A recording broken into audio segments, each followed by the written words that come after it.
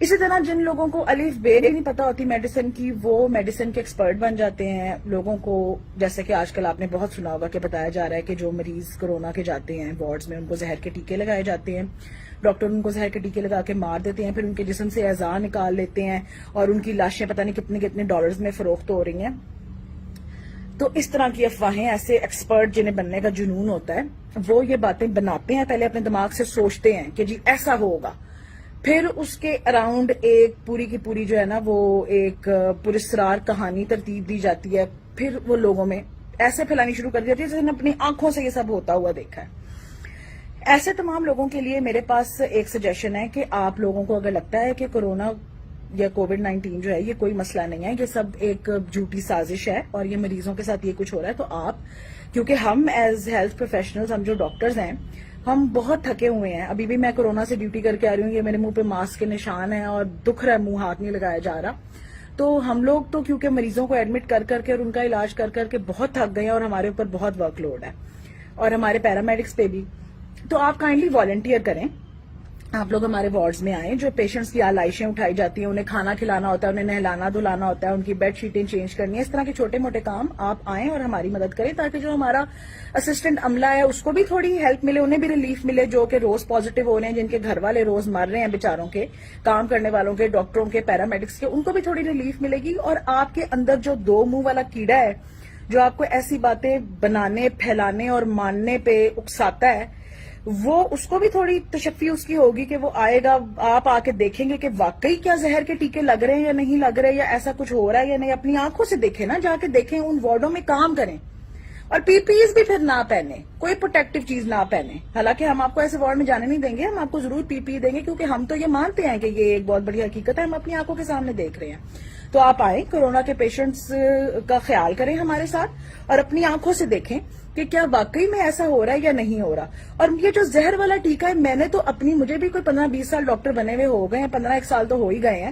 میں نے تو اپنی زندگی میں کبھی یہ زہر والا ٹیکہ جو ہے نا، یہ آج تک نہیں دیکھا کہ یہ آخر کون سا ٹیکہ ہوتا ہے زہر والا. ٹھیک ہے نا، کوئی یہ 12-15 سال میں نے نہیں دیکھا. تو ایک تو مجھے بھی بتائیں یہ کون سا ٹیکہ ہے.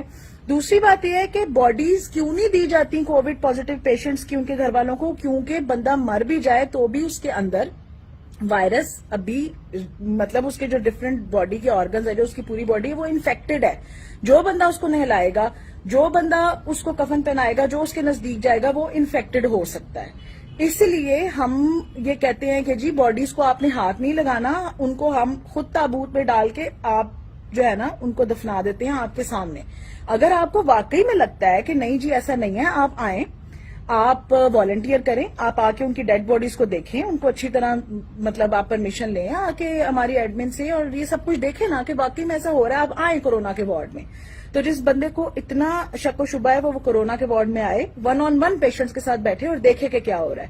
اور اگر آپ کے اندر اتنا پیچا نہیں ہے، اگر آپ کے اندر اتنی ہمت نہیں ہے کہ جس چیز کو آپ لوگوں کو کہہ رہے ہیں کہ یہ افسانہ ہے اور یہ جھوٹ ہے، اس کو آپ خود ایسے فیس کر سکیں، تو کائنڈلی یہ بغیرتی بند کریں. لوگوں کو جھوٹی افواہیں، جھوٹی باتیں بتانا بند کریں. کیونکہ ہوتا یہ ہے کہ جو پیشنٹ ہمارے پاس آتا ہے سیریس بھی ہوتا ہے، اس کو سانس نہیں آ رہا ہوتا، ہم اسے کہتے ہیں پیشنٹ کو ایڈمٹ کرا لیں. اس کے گھر والے کہتے ہیں جی نہیں، ہم نے سنا ہے آپ لوگ زہر کے ٹیکے لگا رہے ہیں، ہم اس کو گھر لے کے جا رہے ہیں. سسپیکٹڈ کیس ہوتا ہے، ہمیں پکا نہیں پتا ہوتا اسے کورونا ہے یا نہیں ہے. ہم کہتے ہیں جی آپ انہیں ایڈمٹ کرائیں، ہم ان کا ٹیسٹ بھی کراتے ہیں، ہم دیکھ بھی لیں گے کہ ان کی طبیعت زیادہ خراب نہ ہو. وہ کہتے ہیں نہیں، ہم نے داخل نہیں کرانا، کیونکہ وہ اتنے ڈرے ہوتے ہیں ان افواہوں سے. وہ بندہ گھر واپس لے جاتے ہیں، گھر جا کے اس کی حالت خراب ہوتی رہتی ہے اس حد تک کہ اس کا سانس چلنا بالکل بند ہو جاتا ہے، وہ آخری دموں پہ آ جاتا ہے. ایسی حالت میں پھر وہ مریض کو ہمارے پاس لے کے آتے ہیں، اور ظاہری بات ہے جب آپ نے اس کا کوئی علاج نہیں کرایا، بیچ میں آپ نے اس کو گھر میں رکھا ہے جب تک کہ اس کی سانس بالکل، اس کو سانس بند نہیں اس کی ہو گئی، آپ گھر میں اس خوف سے بیٹھے رہے ہیں کہ اسپتال میں اس کو زہر کا ٹیکہ لگ جائے گا. پھر جب وہ ایسے پیشنٹ کو ہاسپٹل لے کے آتے ہیں تو کچھ پیشنٹس تو ریسیوڈ ہی ڈیڈ ہوتے ہیں، یعنی کہ وہ مرے ہوئے ہی ہمارے پاس آتے ہیں.